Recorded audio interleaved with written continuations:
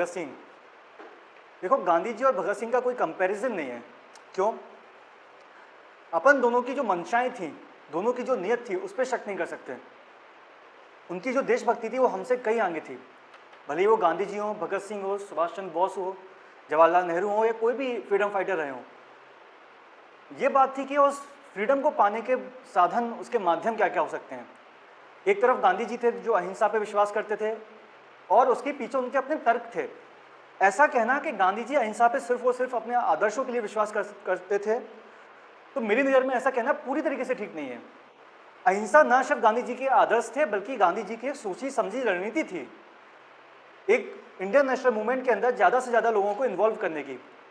और इसके विपरीत जो भगत सिंह जैसे और क्रांतिकारी लोगों का जो मानना था वो ये था कि अंग्रेजों को हम खदेड़ कर बाहर निकाल सकते हैं।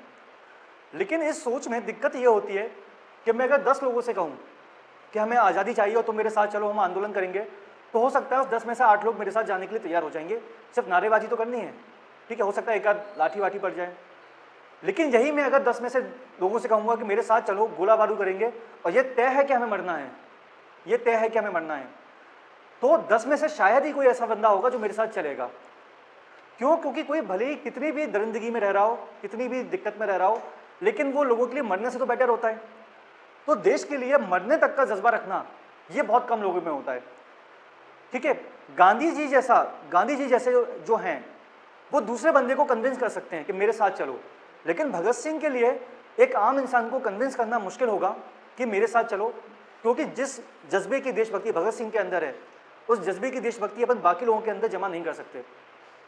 तो चाहे वो भगत सिंह हो, चाहे वो गांधी जी हो, उनकी नीयत पे तो कोई शक हो ही नहीं सकता। जहां बात देशभक्ति की और देश प्रेम की आएगी तो उनको कंपैरिजन करने वाला कोई भी व्यक्ति उन दोनों की पैरों की धूल भी नहीं है। लेकिन जहां बात उनके साधनों की आएगी, माध्यमों की आएगी, तो वहां मुझे ऐसा लगता है पर्सनल तौर पे कि जो गांधी जी के साधन थे वो ज़्यादा प्रैक्टिकल थे। जो भगत सिंह जी के साधन थे वो बहुत जोश से भरे हुए थे, लेकिन उनकी दिक्कत ये होती है कि वो कुछ ही लोगों तक सीमित होते हैं। और गांधी जी के साधनों में हम ज़्यादा से ज़्यादा लोगों को इन्वॉल्व कर सकते हैं, ठीक है। और उसका नतीजा क्या निकला? भाई अंग्रेजों ने क्या कहा था कि हम क्यों आए भारत के अंदर? भारतीयों को सुधारने के लिए, भारतीयों को एक अच्छी शासन व्यवस्था देने के लिए। गांधी जी ने अपने क्या कहते हैं आंदोलन के थ्रू ये दिखाया कि आपकी जो ये कहावत है, आपकी जो ये एक आइडियोलॉजी है, वो खोखली आइडियोलॉजी है। क्यों? क्योंकि एक तरफ तो आप रोलेट एक्ट लगा रहे हो और दूसरी तरफ बात कर रहे हो कि हम भारत में शासन को सुधारने के लिए आए हैं, तो ये आपका दोहरा चरित्र है। तो गांधी जी ने क्या किया? गांधी जी ने भारतीयों को पिटवाया और पिटवा के ये साबित करवाया कि जो अंग्रेज हैं वो कोई अच्छा काम करने नहीं आए हैं, वो भारतीयों को पीटने ही आए हैं, वो ज़्यादा से ज़्यादा उनका एक्सप्लॉयटेशन करने आए हैं। तो इससे फ़र्क क्या पड़ा? इससे उन अंग्रेजों की जो छवि थी, जो कि विश्व स्तर पर ये बन रही थी कि वो वाइट्स मैन बर्डन वाली एक थ्योरी है कि वो जो हम जैसे सो कॉल्ड जो क्या कहते हैं अशिक्षित लोग हैं, उनको तो क्या कहते हैं अच्छे आचरण का करने आए थे। लेकिन ये थ्योरी उनकी गांधी जी की इस रणनीति की वजह से विफल होती दिखी। क्यों? क्योंकि वो लाठी के दम पे शासन करने लगे थे।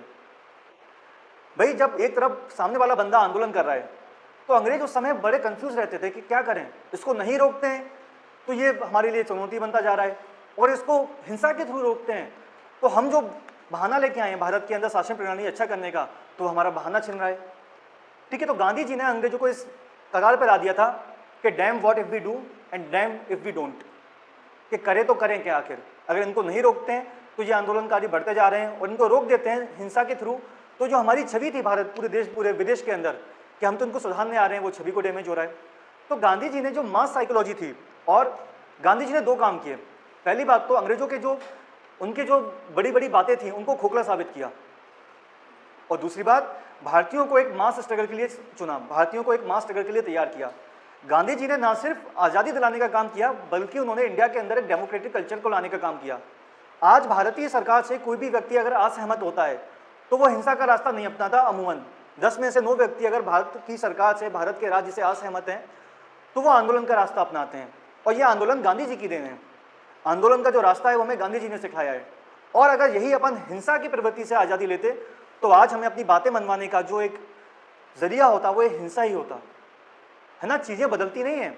फॉर एग्जाम्पल कोई माँ बाप अगर अपने बच्चों को गलत प्रवृत्ति देते हैं तो औरों के लिए, तो एक दिन उन माँ बाप के पास भी वही लौट के आता है, ठीक है। तो कोई भी फ्रीडम फाइटर हो वो हम सबसे बहुत ऊपर है, उनकी नीयत पे कोई शक नहीं है। बस हमें एनालिसिस इन बात का करना है, हमें सोचना है इस बात पे कि किसका जो जरिया था फ्रीडम दिलाने का वो ज़्यादा प्रैक्टिकल था। ठीक है, तो भगत सिंह का और गांधी जी का कोई कंपैरिजन नहीं है, दोनों एक ही नाव के सवार हैं, दोनों एक ही रास्ते पे जा रहे हैं। ठीक है, बस उनके जरिए अलग अलग हैं।